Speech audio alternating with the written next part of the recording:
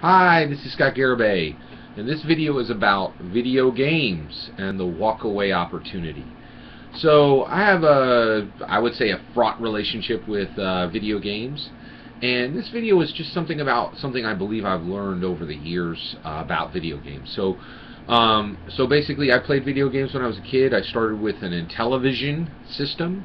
I played a lot of video games when I was in high school and a little bit in college, and then a little bit when I was young and married, I would say until I was about 25, 26 years old. So I've gotten to see video games, the industry grow up. And one of the things I've realized is, and I want to get this right because I think this is a little bit of a nuanced position. So I love video games, but I do think they're incredibly dangerous at this point for young men and for men overall. And so this video is really directed directly at men, because I think women have a different relationship with video games, both with the industry itself and with video games themselves. And so I really don't think I can speak to their relationship with video games, but I am a man, and and so I've been a young man playing video games. I'm an older man playing video games, or an older man now who has a different perspective on video games. So here's my take. Video games have a huge opportunity, so I don't think it's wrong to play video games. I think everybody has a right to do what they want with their time.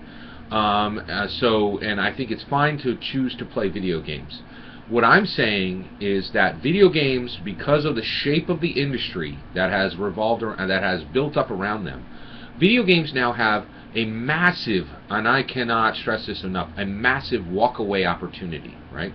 And what that means is, if you're able to walk away from video games and really kind of cut them out of your life and just walk away from them 80, 90, 100%. And I would say that I've walked away from video games 90%. I dabble at video games every now and then, but I work toward making sure I'm not playing video games. And I think you need to, because they're incredibly awesome now. Video games are beautiful. I mean, they're just so well built, and they're these worlds that you can live in, and they're fantastic. And I don't need to say that. Twitch is an entire video game recording system built around 50 million people saying video games are awesome, right? But there's this huge walk-away opportunity.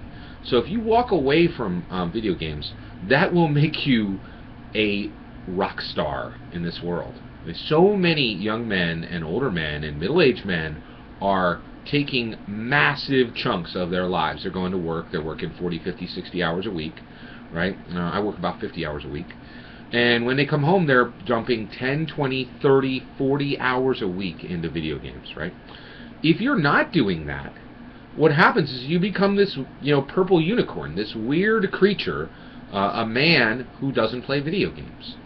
And so then you can replace that with, and basically the time that's used for video games is entertainment time. And I'm all for entertaining yourself. Basically, when you work hard, you should have an opportunity to entertain yourself. The reason why I think people should walk away from video games is the return on an investment is the lowest for any entertainment form except one or two others, and that is watching movies or watching television, right? Those are lower than video games, I would say. And I still do those, and I'm same thing. I'm trying to work to reduce those. So what I've replaced video games with is bicycling and tabletop role-playing games. And so bicycling, incredibly healthy. Tabletop role-playing games is a reading and vocabulary and imagination and storytelling. But reading, like I read hundreds of pages, thousands. I read thousands of pages connected to role-playing games. I gather together with my friends in a physical space to play role-playing games. The return on investment on tabletop role-playing games is immensely higher than any video game you'll ever find. The other thing is it's unique, right? Not that many people play tabletop role-playing games. It's quite a niche hobby. Same thing with bicycling. I could just go on and on about the wonders of bicycling, right? And so this winter, I did 4 months of boxing. I learned to box at a boxing gym at a local area, Chester, Pennsylvania. It's like kind of a blighted part of the community. I was able to bring some cash in that community because I was able to go there and use the time that I would have been spending playing video games doing something immensely better with a much higher return on investment. So the walk away. And the other thing is, I hate to say this, but women, right? So I spend a lot more time with my wife, talking and taking walks and going out on date nights and just listening to her and talking about the books we've read. and it's just better. You know, it's just better. So there's nothing wrong with playing video games, but I would say if you are a man, look at the walkaway opportunity. It is immense.